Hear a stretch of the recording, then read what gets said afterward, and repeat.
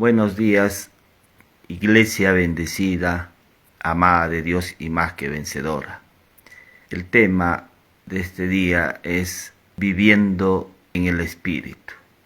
El texto bíblico se halla en el libro de Gálatas, capítulo 5, versículo 16.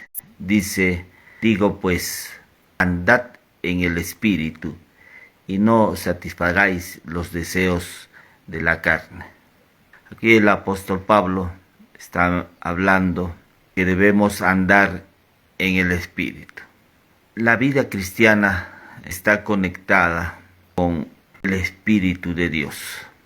Si tú quieres andar en la vida cristiana, quieres caminar en éxito y darle sentido, propósito a tu vida, tienes que estar conectado con el Espíritu. Jesús habló a sus discípulos y les dijo, pero cuando venga el Consolador, a quien yo os enviaré del Padre, el Espíritu de verdad, el cual procede del Padre, Él dará testimonio acerca de mí. Jesús mismo hablándole a sus discípulos y diciéndoles que cuando venga el Espíritu Santo, el cual procede del Padre, Él dará testimonio acerca de Él. Esta vida en el Espíritu es una vida que está ligada al Espíritu Santo. Y el Espíritu Santo siempre va a dar testimonio acerca de la persona de Jesús. Siempre el Espíritu Santo va a hablar acerca de Jesús. Él dará testimonio acerca de Él. Él hablará acerca de la obra completa de Jesucristo. El Espíritu Santo no está al margen de la obra de Cristo. Él va a exaltar siempre, va a dar testimonio siempre de la obra de Cristo. Así como el pez necesita del agua para desplazarse, de igual manera el Espíritu Santo y la obra de Cristo siempre están juntas, siempre se articulan, siempre son necesarias para vivir en el Espíritu. El apóstol Pablo también dice, porque el ocuparse de la carne es muerte, pero el ocuparse del Espíritu es vida y paz.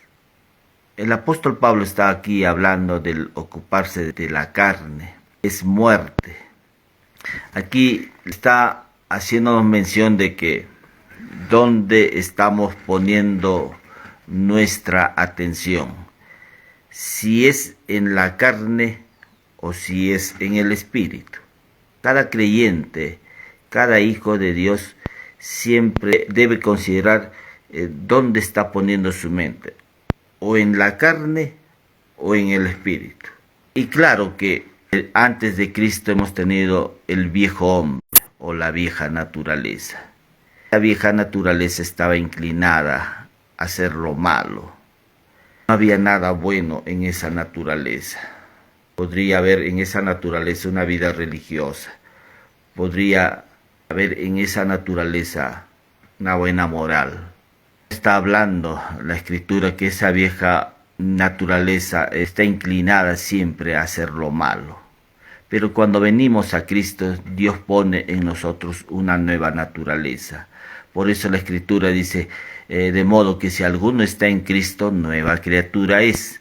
Las cosas viejas pasaron, he aquí todas son hechas nuevas. O sea, Dios puso una nueva naturaleza. ¿Y qué pasó con la antigua naturaleza que estaba inclinada a hacer lo malo? Esa antigua naturaleza o vieja naturaleza, dice Pablo, sabiendo esto que nuestra vieja naturaleza fue crucificada juntamente con Cristo. Se fue llevada a la cruz esa vieja naturaleza. Y Dios puso en nosotros una nueva naturaleza que está inclinada a hacer lo bueno. Y hay muchos creyentes o hijos de Dios que, aun a pesar de que tienen esa nueva naturaleza, el viejo estilo de vida todavía sigue en ellos, sigue esas creencias equivocadas, esos pensamientos erróneos en la vida de ellos, porque eso lo han traído de su vieja naturaleza. Claro, la vieja naturaleza ha muerto, fue crucificada, pero ha quedado esos patrones de pensamiento, esas formas de pensamiento que están siempre dominadas por sus sentidos. Es ahí donde el apóstol Pablo empieza a hablar y a decir a la iglesia, porque el ocuparse de la carne es muerte, pero el ocuparse del espíritu es vida y paz. Cuando el apóstol Pablo está hablando de la carne, carne literalmente significa esta persona está guiada por sus cinco sentidos. Es por el ver, el oír, el sentir, el probar, el oler. Esos son los sentidos. Esta persona está dominada por eso. No es que nosotros no usemos nuestros sentidos naturales o físicos. Esos sentidos naturales los tenemos, pero en la vida espiritual ya uno no es que deja de usar esos sentidos naturales, sino que entra a otro plano, un plano espiritual. Hay un mundo espiritual. Y en ese mundo espiritual tú no te mueves por tus sentidos naturales. Tú te mueves por la palabra de Dios, creyendo en esa palabra de Dios. Hay un mundo espiritual. El profeta Eliseo cuenta la historia que fue sitiada la ciudad donde se encontraba este profeta, y su criado Giezi vio que cuando el ejército vino y sitió toda esta ciudad y se asustó. Y el profeta Eliseo le dijo, no temas, porque mayor son los que están con nosotros que los que están con ellos. En ese momento el profeta Eliseo oró a Dios y le dijo que él abriera los ojos de su criado. Y efectivamente fueron abiertos los ojos de su criado y empezó a ver que mayor eran el ejército que estaba con ellos que el ejército que había sitiado la ciudad. Hay una realidad espiritual. Nosotros los creyentes, los hijos de Dios, tenemos que ver que hay una realidad espiritual. Una realidad espiritual donde la obra de Cristo ha producido esta realidad espiritual. Eso es que nosotros en la Escritura, en el Nuevo Pacto, Dios nos ve como justos, santos, perfectos. Nos ve como reyes, sacerdotes. Nos ve sin pecado. Entonces, esa es la realidad espiritual que muchos no lo están viendo. Y esa realidad espiritual es resultado de la obra de Cristo. Pero algunos se preguntarán, entonces, ¿por qué eso no se manifiesta? No se ve esto en mi vida, no se ve esto en tu vida. Porque nosotros tenemos que analizar esa realidad espiritual para que sea manifestada en nuestra vida. La pregunta también sería ahí, ¿cómo hacemos para que esta realidad espiritual se manifieste en nuestra vida? Primero, tienes que tomar conocimiento de la palabra de Dios, para que puedas saber qué hay en esa realidad espiritual. Si tú desconoces qué hay en esa realidad espiritual, entonces jamás verás la manifestación de ella en tu vida. Es importante, por eso, tomar conocimiento de esta realidad espiritual. Y de ahí hacemos uso a través de la fe, o sea, la toma de conocimiento. Creemos en esa realidad espiritual y después la hablamos. O sea, hablamos esta realidad espiritual para que se canalice o se manifieste a través de nuestra vida. En la carta aquí de Romanos, capítulo 8, versículo 6 dice, pero el ocuparse de la carne es muerte. Y esta muerte no se limita a la muerte física, sino a todo aquello que provoca la muerte. Por ejemplo, el miedo, la soledad, la ira, el resentimiento. Todas estas cosas provocan muerte. Cuando el apóstol Pablo está diciendo, porque el ocuparse de la carne es muerte, Ahora, está diciéndonos que dónde estás poniendo tu mente, en qué estás ocupando tu mente. Si tu mente está ocupada y está siendo dominada por tus sentidos naturales, lo más probable es que siempre ocurra la muerte. Muchas personas que son guiadas por sus emociones, por lo que ven, por lo que sienten. Ah, esta persona me miró mal, o esta persona está hablando mal de mí, y eso te duele, eso de alguna manera afecta tu vida. Eso es indicador de que tú estás siendo dominado por tus sentidos naturales, por lo que ves, por lo que oyes. Cuando en la palabra de Dios dice, porque el ocuparse de la carne es muerte, sí, eso te va a traer muerte. Pero el ocuparse del espíritu, dice, es vida y paz. O sea, hay una mentalidad carnal. Esta mentalidad carnal tiene que ver con tus pensamientos o emociones y deseos que no están bajo el control del espíritu. Como no están bajo el control del espíritu, te guía siempre por esos sentidos. Pero aquí el apóstol Pablo está hablándonos que no debemos ocuparnos de la carne, sino que debemos tener una mentalidad espiritual. Una mentalidad espiritual tiene que ver con una vida controlada y dominada por el Espíritu de Dios. Y el Espíritu de Dios tiene siempre una relación con la palabra de Cristo. Una mentalidad espiritual tiene que ver con ser guiados y controlados por el Espíritu de Dios. Eso es lo que está hablando aquí el apóstol Pablo. Pero ocuparse del Espíritu trae vida y paz.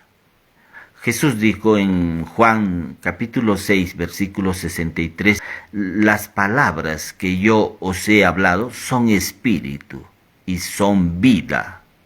O sea, las palabras que Cristo habló son espíritu y son vida. En la palabra de Cristo tú no vas a encontrar la muerte. En la palabra de Cristo vas a encontrar vida. Jesús dijo, el ladrón viene para robar, matar y destruir, pero yo he venido para que tengan vida y vida en abundancia. Siempre en la palabra de Cristo vas a encontrar vida, ahí no vas a encontrar muerte, enfermedad. Si tú tienes la palabra de Cristo vas a tener vida y vida en abundancia. No puede ser que tengas la palabra de Cristo y tengas muerte, enfermedad. Amén. La escritura misma está diciendo que en Juan 10 dice, el ladrón viene para robar, matar y destruir, pero yo he venido para que tengan vida y vida en abundancia. No puede tener vida en abundancia un pobre. No puede tener una vida en abundancia alguien que está enfermo. Vida en abundancia, dice, las palabras que yo os he hablado son espíritu y son vida. Tienes la palabra de Cristo, tienes vida y vida abundante. Aquí en Pablo está nuevamente menciono, dice, pero el ocuparse del espíritu es vida y paz. La paz en el hebreo significa prosperidad, buen éxito, solidez, salud. Eso es lo que significa paz. Si nosotros nos ocupamos del espíritu, lo que va a ocurrir es que va a haber prosperidad, salud, buen éxito, va a haber solidez. Todas estas cosas trae esta palabra paz. Isaías capítulo 26, versículo 3 dice, tú guardarás en completa paz a aquel cuyo pensamiento en ti persevera, porque en ti ha confiado. Este libro de Isaías está hablando que Dios nos guardará en completa paz aquel cuyo pensamiento persevera en Dios, cuyo pensamiento tiene de Dios. Si tú tienes el pensamiento de Dios, siempre va a manifestarse esa paz, esa prosperidad, ese buen éxito. Va a haber salud. Pero si tú no tienes el pensamiento de Dios en tu mente, no va a manifestarse esa paz. Algunos están diciendo, sí, están relacionando la paz con las circunstancias o por personas, cuando esto no tiene que ver con eso. La paz que estamos hablando, claro, es una emoción, pero que está ligada a nuestro pensamiento. Si tú tienes paz es porque también tus pensamientos son importantes. Si tú tienes el pensamiento de Dios, siempre vas a tener paz en toda tu vida va a estar rodeada de paz. Puedes estar pasando situaciones difíciles en tu vida, pero en tu vida interior siempre habrá paz. Hemos dicho que la paz está ligada a la forma de cómo nosotros estamos pensando. Tú estás triste, tú pregúntate, ¿qué es lo que estoy pensando? Si tú estás con miedo, pregúntate, ¿qué es lo que estoy pensando? Si tus pensamientos son de Dios, esos pensamientos jamás encontrarás turbación, miedo, tristeza. Al contrario, siempre esos pensamientos van a poner gozo, alegría en tu vida, en medio de las circunstancias difíciles, en medio de la adversidad, en medio de tus problemas, siempre vas a estar gozoso. Entonces pregúntate, ¿en qué estás pensando? Si realmente tienes una mentalidad espiritual, esta mentalidad espiritual es como resultado de tener el pensamiento de Dios en tu vida. Tú vas a empezar a pensar como Dios piensa. De que en el pensamiento de Dios no hay muerte, no hay escasez, no hay soledad, no hay tristeza. El pensamiento de Dios es abundancia. El pensamiento de Dios te va a dar estabilidad, solidez.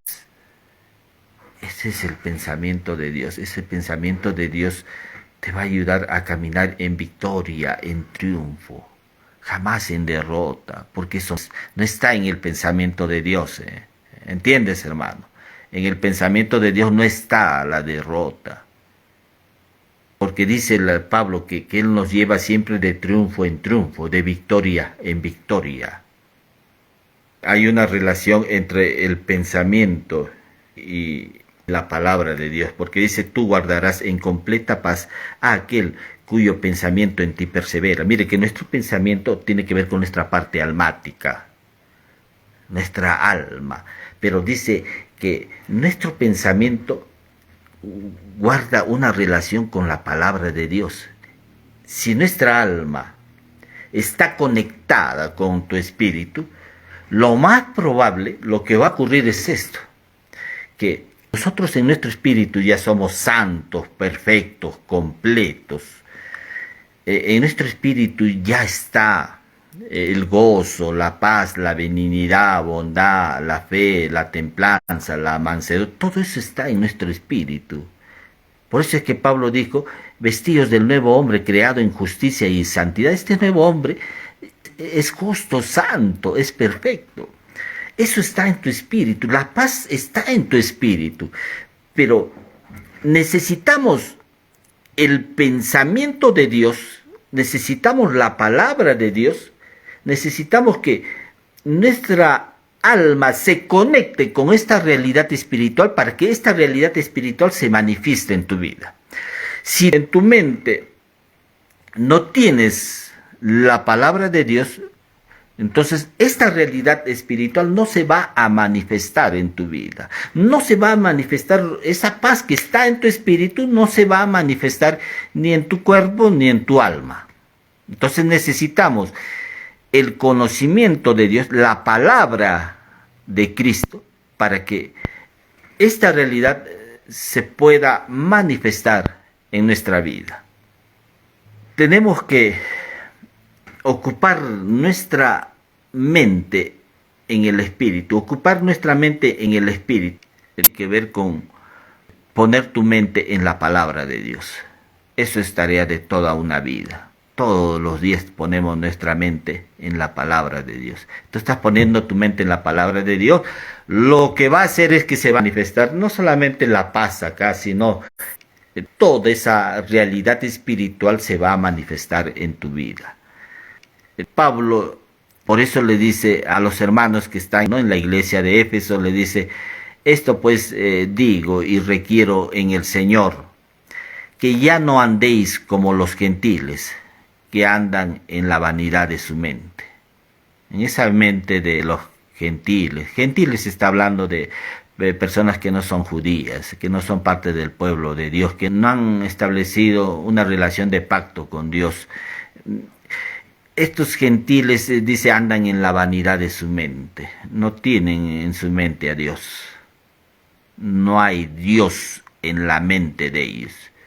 Lo que hay en la mente de ellos es una autoidolatría, orgullo, soberbia, altivez.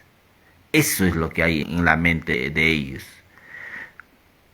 Por eso dice, esto pues digo y requiero en el Señor, que ya no andéis como los otros gentiles que andan en la vanidad de su mente, teniendo el entendimiento entenebrecido. O sea, en su mente solamente hay oscuridad, tinieblas, tristeza. Eso es lo que hay en la mente de aquellos que no tienen a Cristo.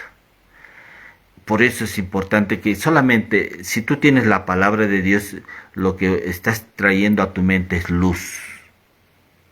Jesús dijo, yo soy la luz de este mundo. O sea, si tú tienes la palabra de Cristo, vas a tener siempre luz en tu mente. David dijo, lámpara es a mis pies tu palabra y lumbrera a mi camino. O sea, siempre vas a tener luz, luz para que tú puedas andar, luz en tu mente, te va a dar claridad, vas a poder ver mejor, entender mejor.